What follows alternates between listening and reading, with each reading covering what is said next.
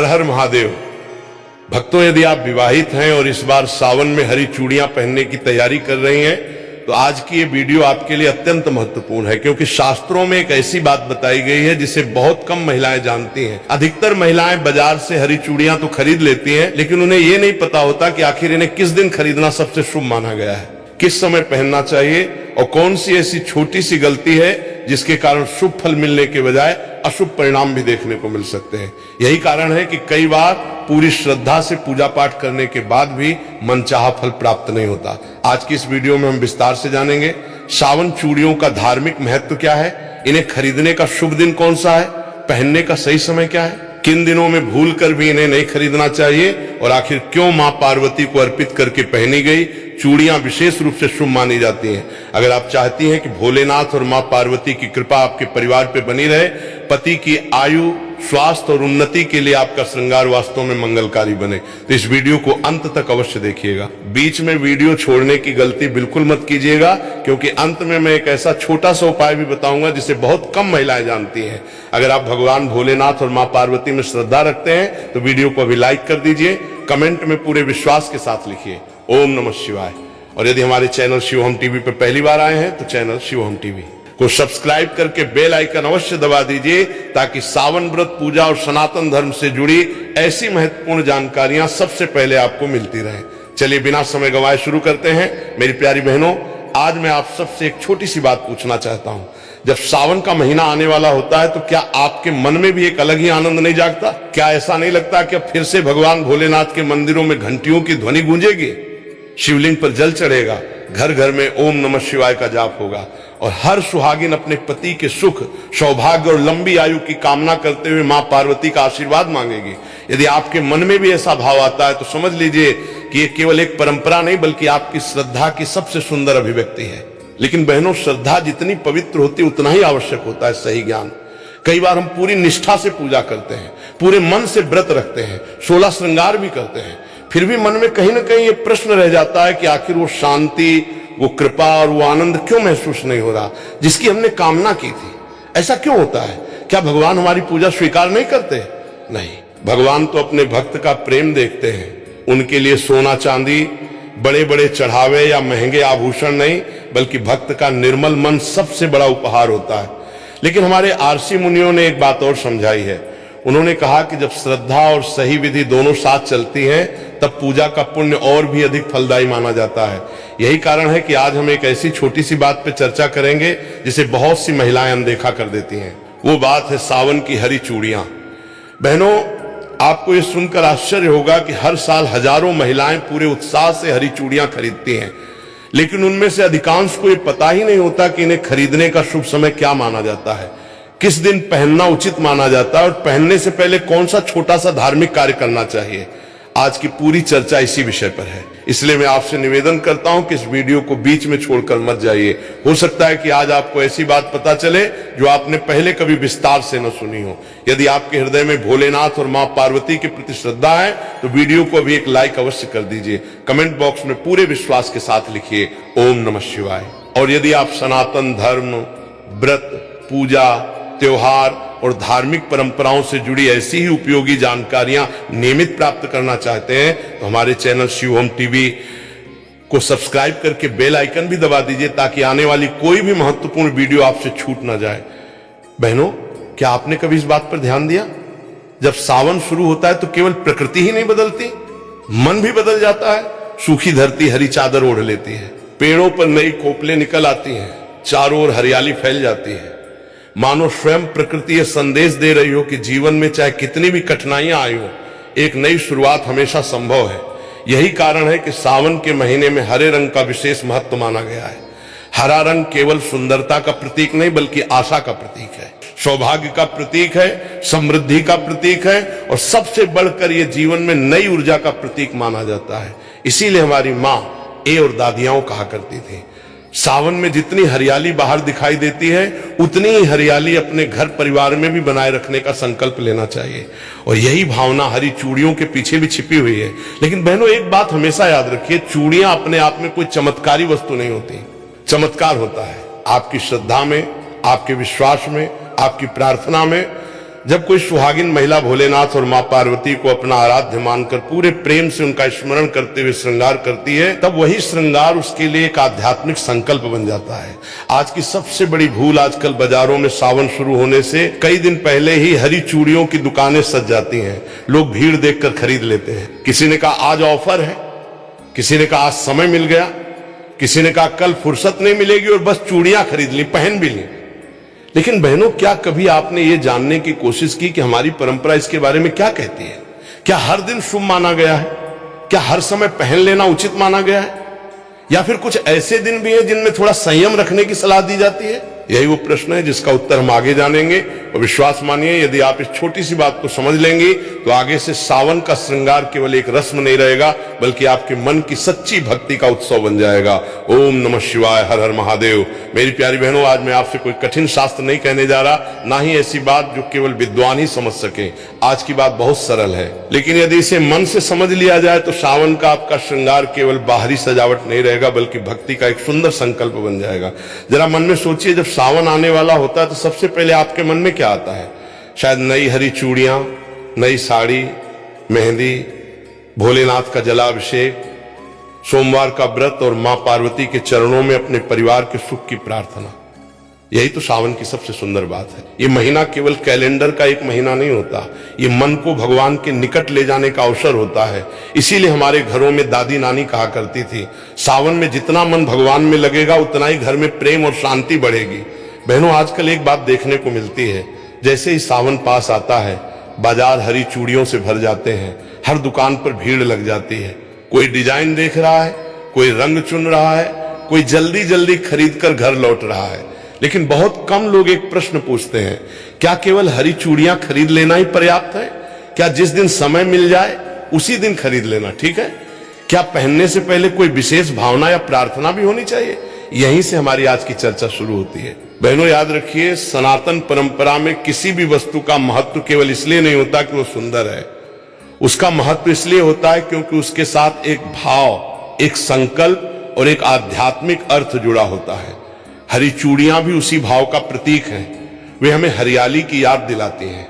हरियाली केवल खेतों की नहीं, रिश्तों की भी होती है, घर की भी होती है, मन की भी होती है। जब मन सूख जाता है तो जीवन में आनंद कम होने लगता है।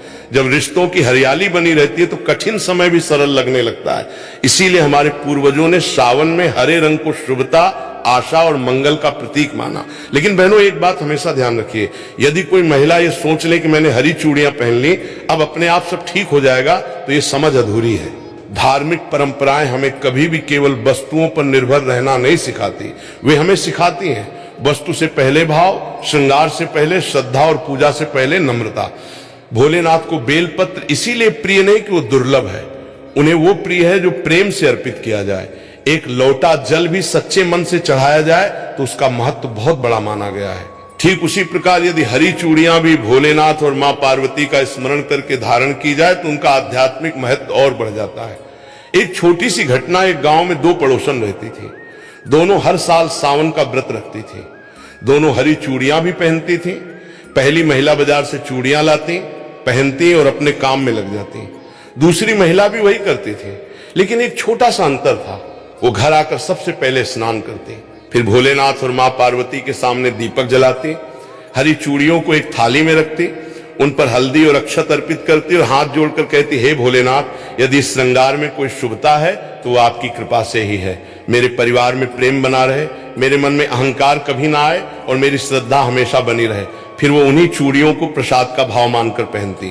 पहनो, ध्यान दीजिए, दोनों ने एक जैसी चूड़ियां पहनी थी, लेकिन अंतर चूड़ियों में नहीं था, अंतर भाव में था। और शास्त्रों का सार भी यही है, भगवान भाव के भूखे हैं।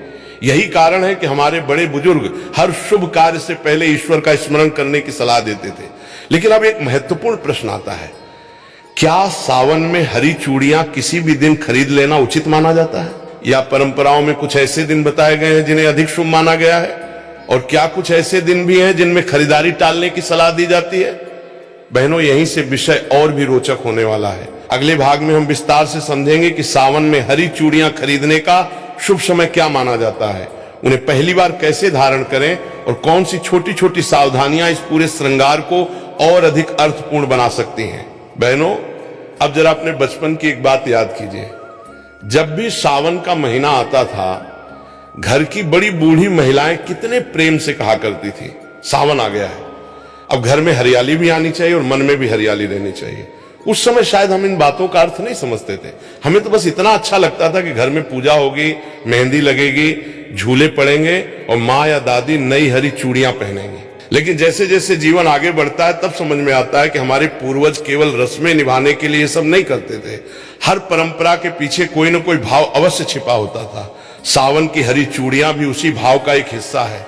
बहनों सोचिए, यदि कोई पौधा सूखने लगे तो हम क्या करते हैं? उसे पानी देते हैं, धूप का ध्यान रखते हैं, उसकी देखभाल करते हैं, क्योंकि हम चाहते हैं कि उसमें फिर से हरियाली लौट आए। ठीक उसी प्रकार परिवार भी एक पौधे की तरह होता है। यदि उसमें प्रेम, सम्मान, धैर्य और विश्वास का जल मिलता रहे तो वो हमेशा हरा भरा रहता है।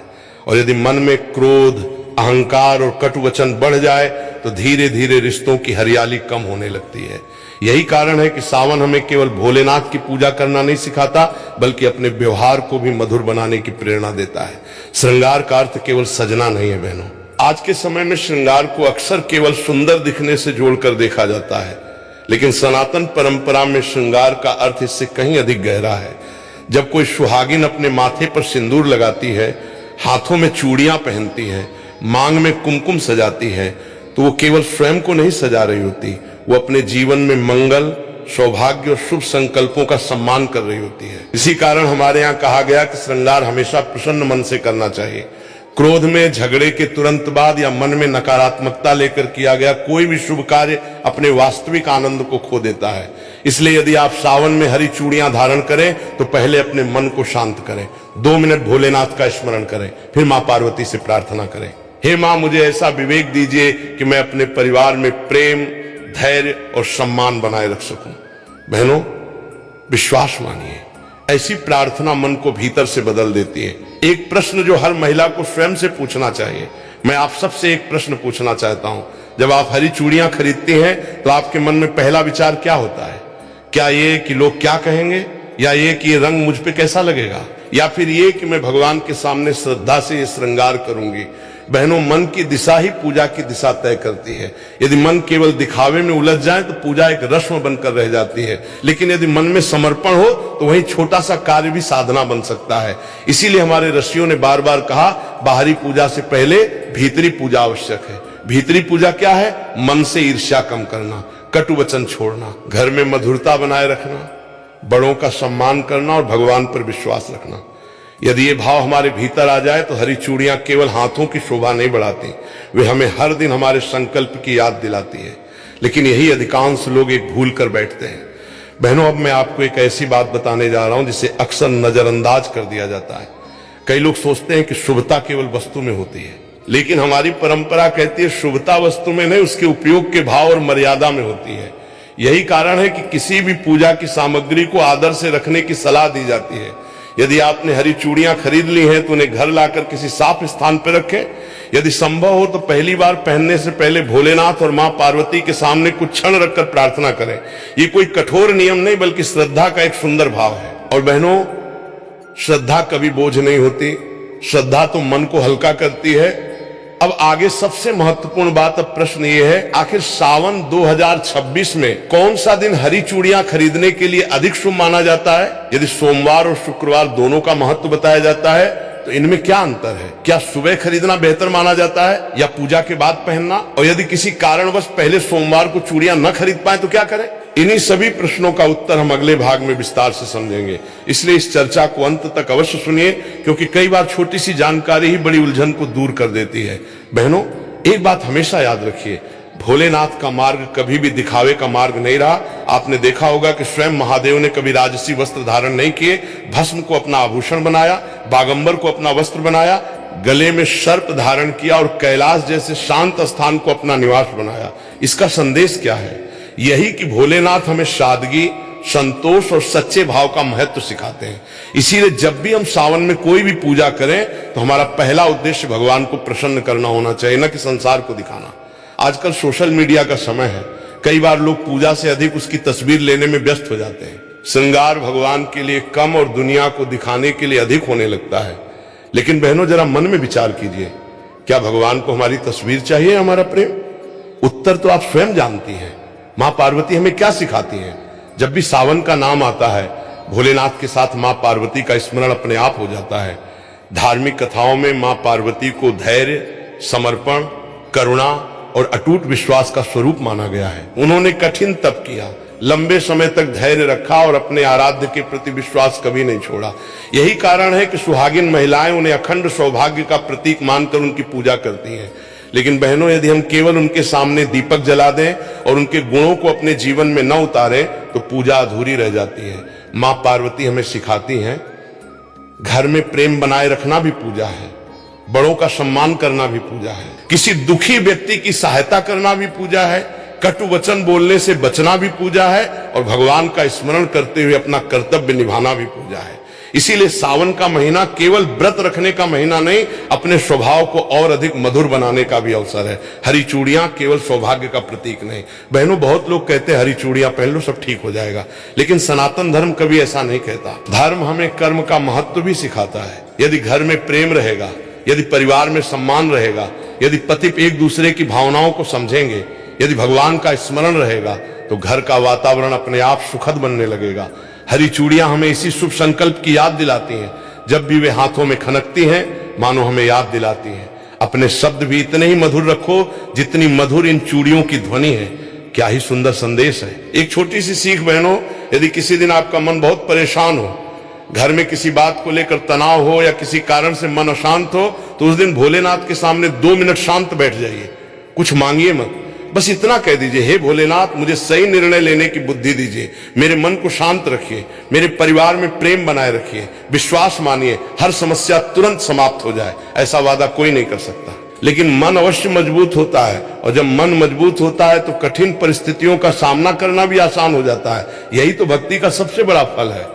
अब आती है वो बात जिसका इंतजार हर सुहागिन करती है। बहनों, अब तक हमने हरी चूड़ियों का भाव और महत्व समझा, लेकिन अब सबसे महत्वपूर्ण प्रश्न है, आखिर सावन 2026 में हरी चूड़ियां कब खरीदनी चाहिए? क्या पहले सोमवार, क्या पहला शुक्रवार, क्या कोई विशेष तिथि या सुबह का समय अधिक शुभ माना जाता है, या पूजा के बाद पहनना चाहिए? और यदि किसी कारणवश उस दिन खरीदना संभव न हो तो क्या करें? इन्हीं सभी प्रश्नों का उत्तर हम भाग 2 में विस्तार से जानेंगे। वहीं हम ये भी समझेंगे कि पहली बार हरी चूड़ियां धारण करने से पहले भोलेनाथ और मां पार्वती के सामने किस प्रकार प्रार्थना की जा सकती है, ताकि ये श्रृंगार केवल परंपरा न रहकर एक श्रद्धापूर्ण संकल्प बन जाए। यदि अब तक की चर्चा आपको अच्छी लगी हो तो वीडियो को एक बार लाइक अवश्य करें, कमेंट में हर हर महादेव लिखकर अपनी श्रद्धा व्यक्त करें। और यदि आप चाहते हैं कि सनातन धर्म, व्रत, पूजा और त्योहारों से जुड़ी ऐसी ही सरल और संतुलित जानकारी आपको नियमित मिलती रहे, तो हमारे चैनल शिवोहम टीवी को सब्सक्राइब करना ना भूलें। ओम नमः शिवाय। लोटा जल भी सच्चे मन से चढ़ाया जाए तो उसका महत्व बहुत बड़ा माना गया है। ठीक उसी प्रकार यदि हरी चूड़ियां भी भोलेनाथ और मां पार्वती का स्मरण करके धारण की जाए तो उनका आध्यात्मिक महत्व और बढ़ जाता है। एक छोटी सी घटना, एक गांव में 2 पड़ोसन रहती थी। दोनों हर साल सावन का व्रत रखती थी। दोनों हरी चूड़ियां भी पहनती थी। पहली महिला बाजार से चूड़ियां लाती, पहनती और अपने काम में लग जाती। दूसरी महिला भी वही करती थी, लेकिन एक छोटा सा अंतर था, वो घर आकर सबसे पहले स्नान करती, फिर भोलेनाथ और मां पार्वती के सामने दीपक जलाती, हरी चूड़ियों को एक थाली में रखती, उन पर हल्दी और अक्षत अर्पित करती और हाथ जोड़कर कहती, हे भोलेनाथ, यदि इस श्रृंगार में कोई शुभता है तो वो आपकी कृपा से ही है। मेरे परिवार में प्रेम बना रहे, मेरे मन में अहंकार कभी ना आए और मेरी श्रद्धा हमेशा बनी रहे। फिर वो उन्हीं चूड़ियों को प्रसाद का भाव मानकर पहनती। पहनो, ध्यान दीजिए, दोनों ने एक जैसी चूड़ियां पहनी थी, लेकिन अंतर चूड़ियों में नहीं था, अंतर भाव में था। और शास्त्रों का सार भी यही है, भगवान भाव के भूखे हैं। यही कारण है कि हमारे बड़े बुजुर्ग हर शुभ कार्य से पहले ईश्वर का स्मरण करने की सलाह देते थे।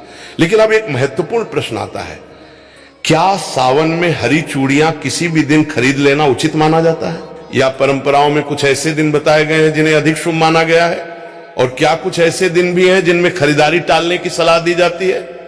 बहनों, यहीं से विषय और भी रोचक होने वाला है। अगले भाग में हम विस्तार से समझेंगे कि सावन में हरी चूड़ियां खरीदने का शुभ समय क्या माना जाता है, उन्हें पहली बार कैसे धारण करें और कौन सी छोटी छोटी सावधानियां इस पूरे श्रृंगार को और अधिक अर्थपूर्ण बना सकती हैं। बहनों, अब जरा अपने बचपन की एक बात याद कीजिए। जब भी सावन का महीना आता था, घर की बड़ी बूढ़ी महिलाएं कितने प्रेम से कहा करती थी, सावन आ गया है, अब घर में हरियाली भी आनी चाहिए और मन में भी हरियाली रहनी चाहिए। उस समय शायद हम इन बातों का अर्थ नहीं समझते थे। हमें तो बस इतना अच्छा लगता था कि घर में पूजा होगी, मेहंदी लगेगी, झूले पड़ेंगे और माँ या दादी नई हरी चूड़ियां पहनेंगी। लेकिन जैसे जैसे जीवन आगे बढ़ता है तब समझ में आता है कि हमारे पूर्वज केवल रस्में निभाने के लिए ये सब नहीं करते थे। हर परंपरा के पीछे कोई ना कोई भाव अवश्य छिपा होता था। सावन की हरी चूड़ियां भी उसी भाव का एक हिस्सा है। बहनों, सोचिए, यदि कोई पौधा सूखने लगे तो हम क्या करते हैं? उसे पानी देते हैं, धूप का ध्यान रखते हैं, उसकी देखभाल करते हैं, क्योंकि हम चाहते हैं कि उसमें फिर से हरियाली लौट आए। ठीक उसी प्रकार परिवार भी एक पौधे की तरह होता है। यदि उसमें प्रेम, सम्मान, धैर्य और विश्वास का जल मिलता रहे तो वो हमेशा हरा भरा रहता है। और यदि मन में क्रोध, अहंकार और कटु वचन बढ़ जाए तो धीरे धीरे रिश्तों की हरियाली कम होने लगती है। यही कारण है कि सावन हमें केवल भोलेनाथ की पूजा करना नहीं सिखाता, बल्कि अपने व्यवहार को भी मधुर बनाने की प्रेरणा देता है। श्रृंगार का अर्थ केवल सजना नहीं है बहनों। आज के समय में श्रृंगार को अक्सर केवल सुंदर दिखने से जोड़कर देखा जाता है, लेकिन सनातन परंपरा में श्रृंगार